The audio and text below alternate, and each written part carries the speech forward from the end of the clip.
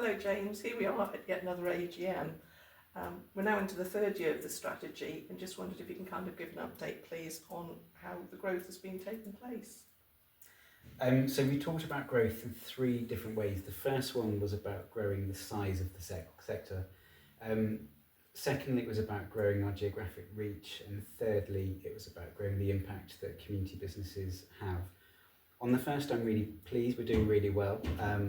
The target was to grow the sector by 20%, which means 750 rural community-owned businesses by the end of 2026. At this point, we're already projecting to have 717 open by the end of this year. And as you know, Kath, that we see about 20 to 30 new businesses open every year. So unless we're going to see a number of businesses close, which I think is unlikely, we're very positive about achieving that growth target. Great, thanks. And can you just give us a bit more of an update about how we're developing in areas with geographic reach and building relationships? Of course. So the team have been working really well with a range of different partners, and particularly partners that we haven't worked with closely before, to really build relationships and raise awareness of the community ownership model. So Di, for instance, has been building new relationships in Scotland and Wales, and then until recently, Susie, before she left, was working really well with partners in the northeast of England.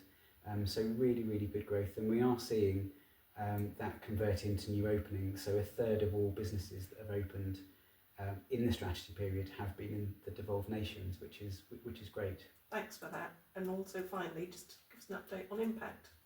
Again, great strides have been made against impact. I think this is the area that we're going to really be focusing on going forwards.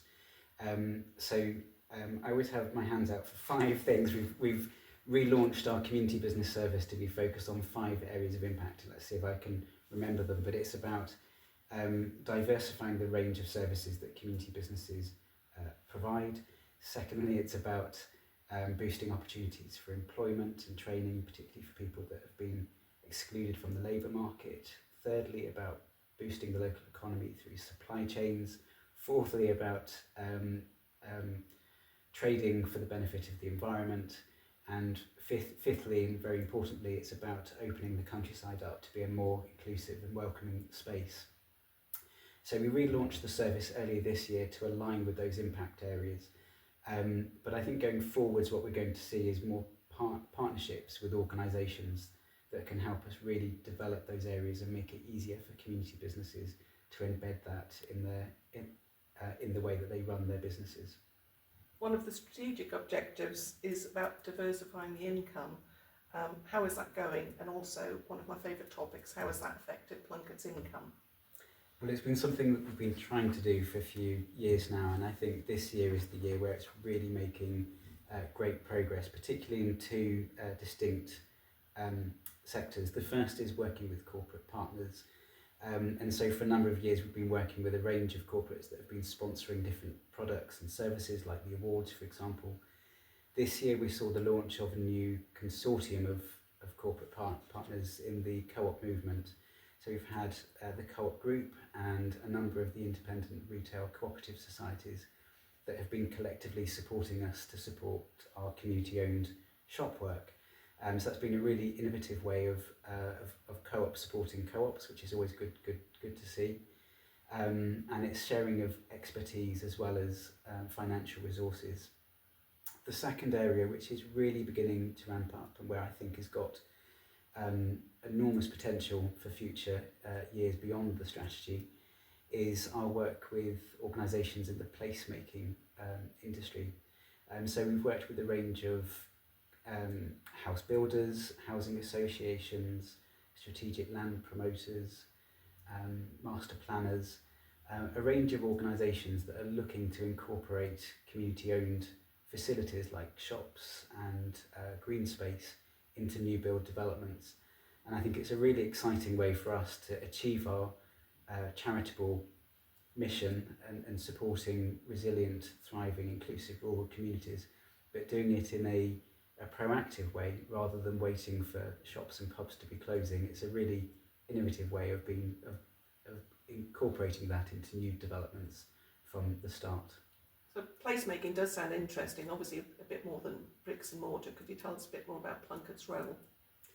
So Plunkett's role started in the pandemic working with Thacum. That was the first organisation we worked with, supporting them to create a community-owned shop and cafe into a new build development in Sussex.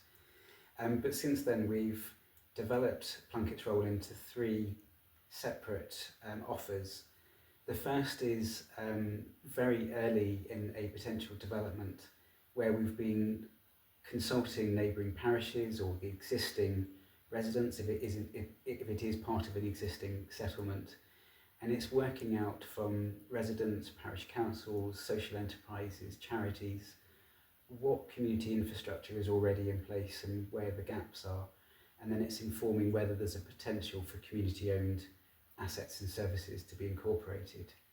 Secondly, it's working at the visioning part of it and the master planning process, and actually making recommendations prior to a planning application to work out whether there is an appetite for community ownership and exactly what that should look like. And then thirdly, and this could potentially come many years later, but is actually working on site with the developer, with the community, with the new residents moving in, to actually form that community-owned vehicle and helping them to set up the business and ensuring that business is there for the long term. Great, thanks for that. And could you give us a flavour of what comes next? So I think it goes back to what I started with, which is the area of impact and touching on innovation as well. And I also said at the beginning that I felt very optimistic that we were unlikely to see large numbers of closures in the community business sector. And I do feel that, but I think it's dependent on the sector evolving and adapting and diversifying their businesses, which is something they're really good at. They have a 92% long-term survival rate, and that's based on their ability to innovate. But I think we've seen this year more community businesses, more members talking about being at risk and finding the operating environment challenging. And so because of that, I think we need to really support those businesses to really think about why they exist, who they're there to benefit, and to help them evolve their businesses in order to safeguard the impact that they have. So for that reason, we are shortly going to be launching a task force looking into the future of rural retail. That's something that's very much in response to community shops really struggling in today's climate. But we're wanting to work with them proactively to ensure that there aren't any more closures, and actually that they innovate those businesses to be really focused on impact and are there to support future generations. So in summary, Kath, I think it's really about innovation and impact, and that's really where the future lies for Plunkett. Great. Thanks, James Alcock, Chief Executive, Plunkett UK. Thank you for joining Plunkett TV. Thank you.